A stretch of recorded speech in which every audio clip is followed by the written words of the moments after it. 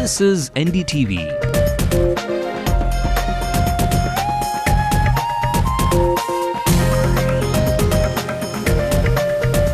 And you're watching NDTV Hindu.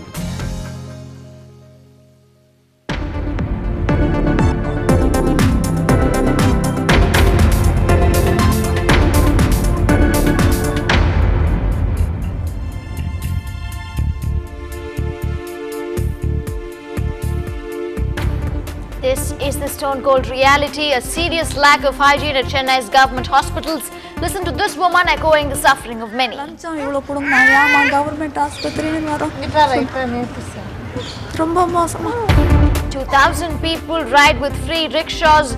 Women get to work out at an exclusive gym. 3 crore worth welfare facilities offered to the public. Back from his Lankan trip, Foreign Minister S.M. Krishna says a strict timeline cannot be expected for the resettlement of Lankan Tamils. Holiday declared for schools in Trichy, Tanjavur, Thiruvarur, Theni, Pudukkottai and Ariyalur districts due to heavy rain.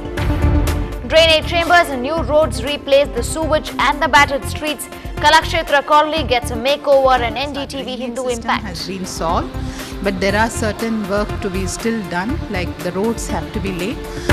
Basha Bhai now becomes the charming marketing strategy for corporate heavyweights.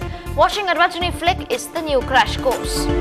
Racers burn the rubber on the Chennai tracks in the penultimate round of India's first ever National Motor Racing Championship. Race tracks are not just for the lads. Meet Chennai's first bikers gang, only for the lasses. A very good evening. You're watching the Late Night News with me, Divya. Let's also bring you the top news making national headlines. Pranab Mukherjee speaks to the opposition leaders to break the parliament logjam. They are adamant for a joint probe. Phones can be tapped but not made public. Ratan Tata to move the Supreme Court against the conversations with Neera Radia. Conditional green clearance given for the settling up of the world's largest nuclear park in Jaipur at Maharashtra. 5 civilians killed when Maoists blast an ambulance in Orissa, mistaking it for a police vehicle. And India beat a late Kiwi surge to win by 40 runs. Virat Kohli is the man of the match for his hit run-a-ball century.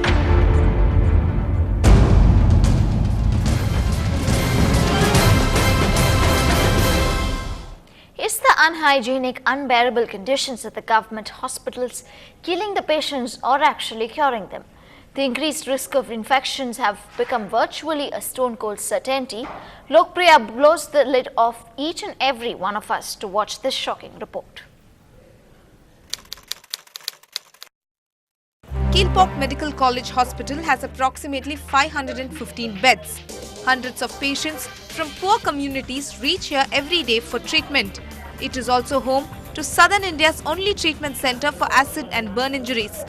But toilets at this facility are nearly unfit for use because they are too dirty.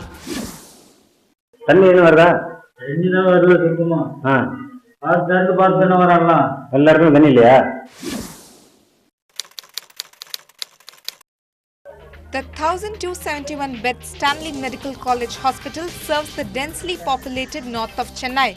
Here, hygiene conditions are no different. Broken beds, what looks like unwashed sheets cover them, and stains everywhere.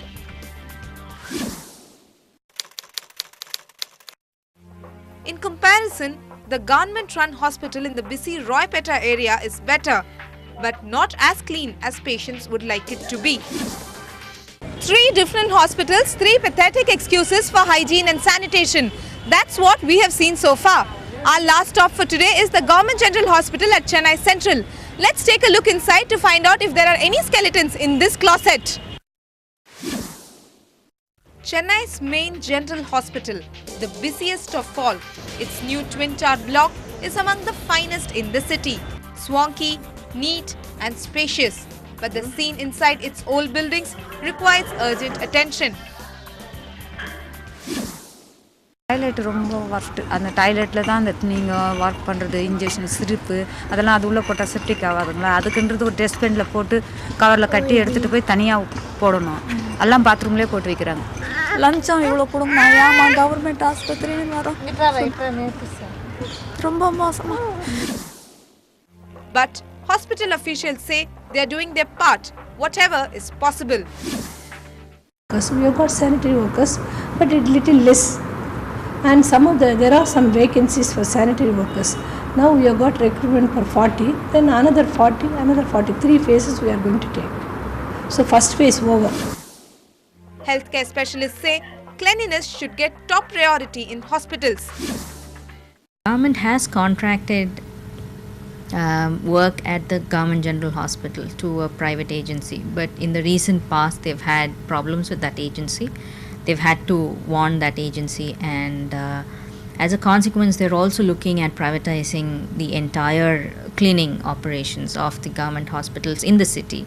What's important even here is that handing your work over to the private agency does not absolve the government of its responsibility to keep the place clean, because at the end of the day health is a service that you're providing to the people, and it's very essential to have extreme standards of hygiene and cleanliness. Hospital records show at least 15,000 patients visit government-owned medical facilities in Chennai. But the number of sanitation workers are far short to provide a clean environment. In Chennai, Lokpriya, NDTV Hindu. Well, it is ironical that though the government hospitals lack the basic facility and hygiene, today 3 crore worth facilities maintained by the Chennai Corporation were thrown upon to the public. Deputy Chief Minister M.K. Stalin inaugurated a slew of welfare measures in the Thousand Lights constituency just a few months ahead of the polls. A community hall, a specialized ladies' gym at Gopalpuram, sewage water treatment plants at Greaves Road, a rehabilitation center at Roypeta, and 2,000 free rickshaws were given to the people at Nungambakam. Pothole-ridden and shambolic roads turned usable. That's the impact of NDTV Hindu's report about the battered roads in Kalakshetra colony and the woes of its residents.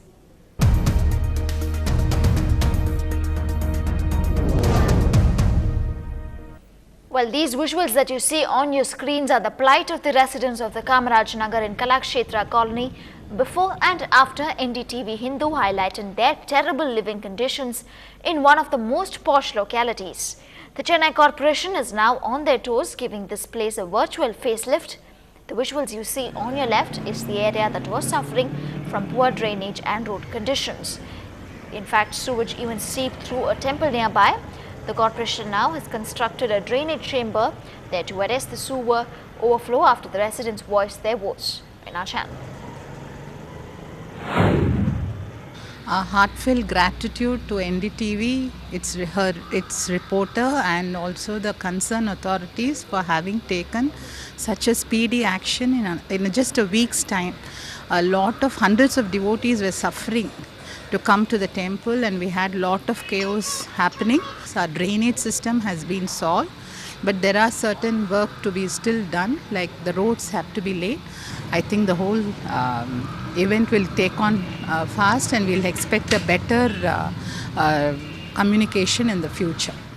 Still ahead on the bulletin, this superstar, the Basha Bhai, has a role in some serious business. More on that in just a bit.